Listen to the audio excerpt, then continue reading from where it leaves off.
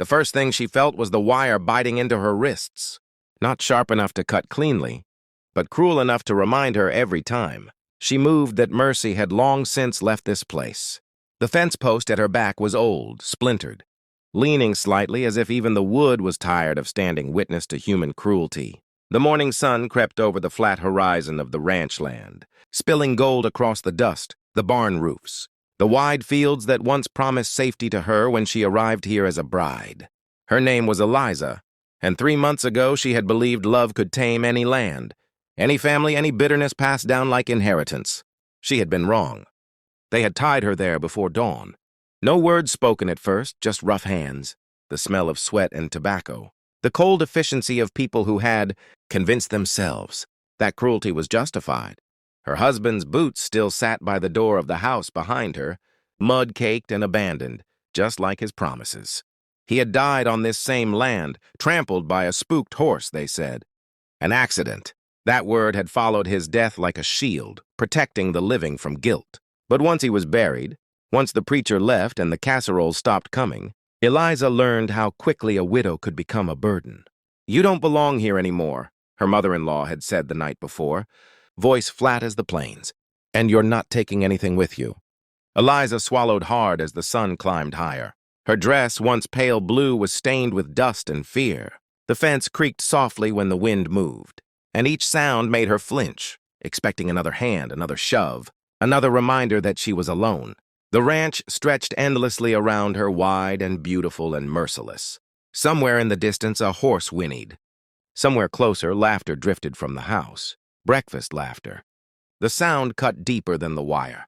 She closed her eyes, not to pray, she had done enough of that, but to remember. Her husband's smile when he first brought her here. The way he said the land looked harsh but loyal, like a good dog.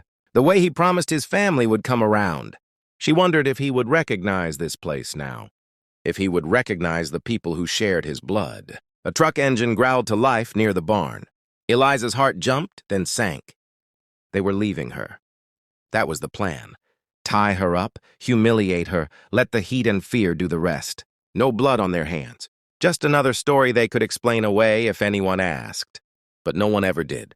Out here, silence was as common as dust. The engine faded. The wind returned. Time stretched, thick and heavy. Her arms ached. Her throat burned. And still she stood. What Eliza didn't know, what no one on that ranch knew, was that this land was not as isolated as they believed. That some roads, rarely used, still carried men who noticed things, men who remembered faces, men who did not believe cruelty was none of their business. Miles away, a rancher named Caleb Ward rode his horse along a fence line that did not belong to him, though he had helped build it years ago.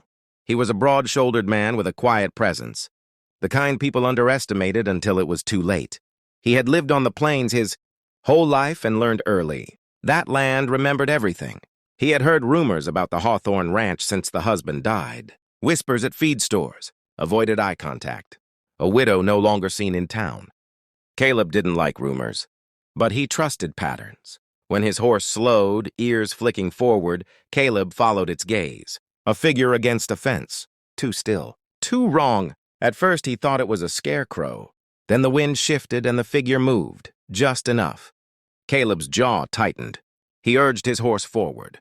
The sound of hooves breaking the morning quiet like a warning shot. Eliza heard it too.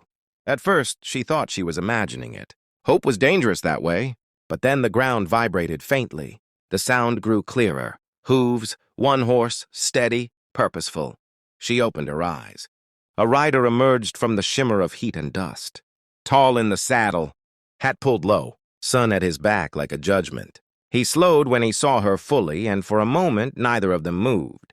Caleb took in the scene with the precision of a man who had seen too much to be shocked, but not enough to be numb. The wire, the bruises, the way she held herself upright despite it all. His hands curled into fists at his sides. He dismounted slowly, deliberately, as if every movement was a message meant for unseen eyes. He approached the fence, boots crunching on gravel. "Miss," he said, voice low but steady. "Who did this to you?" Eliza tried to speak. Nothing came out at first. Then, quietly, "My family." Caleb looked toward the house in the distance. Smoke rose from the chimney. Breakfast, indeed. He pulled a knife from his belt, not brandished, not dramatic, just a tool, and cut the wire with practiced ease. When her arms fell free, Eliza gasped, pain rushing back in a wave that nearly took her knees out from under her.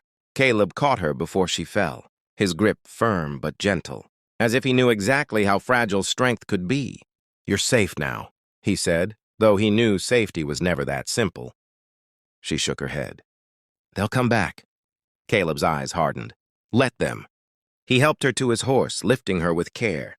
As he adjusted the reins, the front door of the house slammed open. Figures spilled out onto the porch, angry, shocked, indignant that their secret had been seen. Caleb turned, one hand resting on his horse, the other steady at his side. His voice carried across the distance, calm and unmistakable. "She comes with me." The words landed like thunder on dry ground. If you're still listening to this story, if you feel that tightening in your chest, that pull to know what happens next, this is the kind of story we tell here. Stories of injustice faced, head on, of quiet strength, of moments when one sentence can change a life. Subscribe to the channel so you don't miss what comes next, because this is only the beginning, and the cost of the truth is far higher than anyone on that ranch is ready to pay. The silence after Caleb's words was heavier than shouting. It spread across the yard like spilled oil, thick and suffocating, broken only by the restless stamp of his horse. The figures on the porch froze, disbelief flickering across their faces before hardening into something uglier. Eliza felt it in the way their eyes locked onto her, not with concern or shame, but with possession, as if even now, bound or freed, she was something that belonged to them. Her mother-in-law stepped forward first. Martha Hawthorne had always carried herself like the land itself, unyielding, dry, convinced that survival justified everything. Her gray hair was pulled back tight, her mouth a thin line carved by years of control. "You don't know what you're interfering in," Martha called out. "This is family business." Caleb didn't raise his voice. He didn't need to. Family doesn't tie a woman to a fence. Martha's sons flanked her now, grown men, strong from ranch work, weak in ways that mattered. One of them spat into the dirt. Another clenched his jaw, eyes darting between Caleb and Eliza, calculating. Violence lived close to the surface here. Caleb knew the signs. He also knew fear when he saw it. Eliza's hands trembled where she clutched the saddle horn. Her arms screamed in protest, blood rushing back into numb flesh. But she forced herself to sit upright. She would not curl in on herself. Not now, not in front of them. "She's a liar," Martha snapped. "She was trying to steal from us. We were protecting what's ours."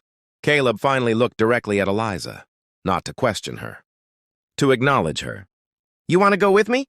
Her answer came instantly, voice hoarse but unbroken. "Yes." That was enough. Caleb swung into the saddle in one smooth motion and turned his horse away from the house, angling toward the open land beyond the fence. He did not rush.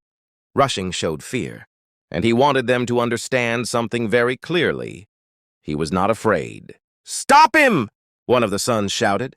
Boots hit the dirt. A hand reached for a rifle leaning against the porch railing. Caleb stopped his horse and turned slowly, deliberately.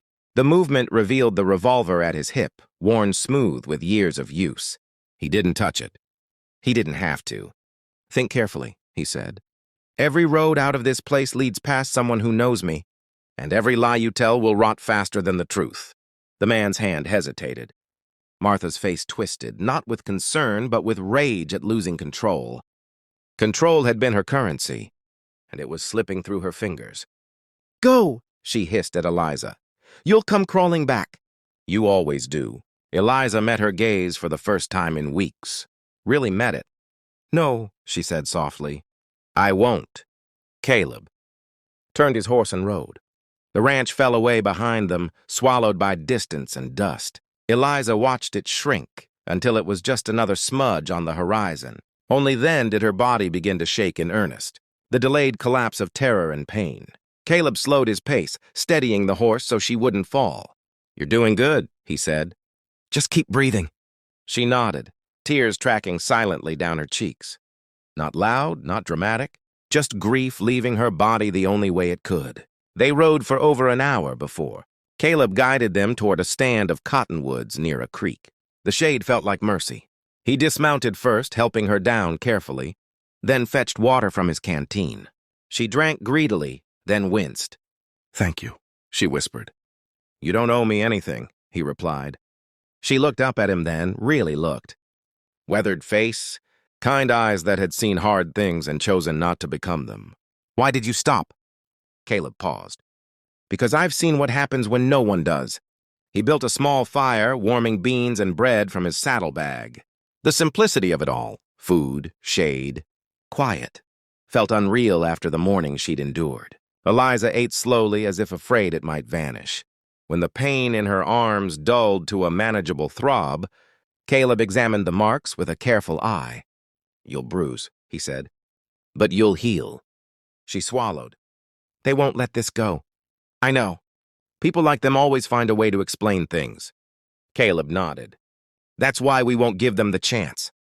They rode again as the sun dipped lower, turning the plains gold and red. Caleb's ranch came into view just before dusk, a wide, open spread bordered by strong fencing and honest work. It wasn't fancy, but it felt solid, real. As they approached, a woman stepped out onto the porch, wiping her hands on her apron. She took one look at Eliza and didn't ask questions. She simply nodded and said, "Come inside." That night, lying on a clean bed with bandaged wrists, Eliza stared at the ceiling and listened to unfamiliar sounds. The creak of a house that didn't hate her, the low murmur of voices not plotting her downfall. Safety felt strange, temporary, but real enough to hold on to. Miles away at the Hawthorne Ranch, anger burned late into the night. Plans were whispered, stories rehearsed, pride sharpened into something dangerous. This wasn't over. It was just beginning.